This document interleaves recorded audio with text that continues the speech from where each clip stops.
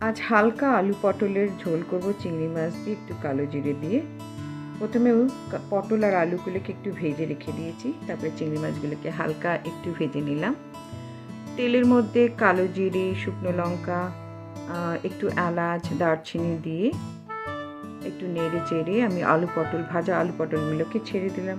কাঁচা লঙ্কা, টমেটো, কয়েকটা চিংড়ি মাছ ব্লেন্ড করে আমি এই মশলাটা ইউজ করেছি। হলুদ গুঁড়ো, নুন, জিরে গুঁড়ো সবই আন্দাজ মতন আমি হাতে করে দিয়েছি।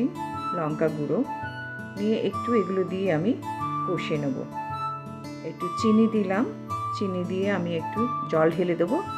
জল ঢেলে দিয়ে একটু আমি সেদ্ধ করব। সেদ্ধ করা হয়ে গেলে আমি গরম মশলা, এর মধ্যে একটুখানি গরম মশলা দিয়েছি আমি।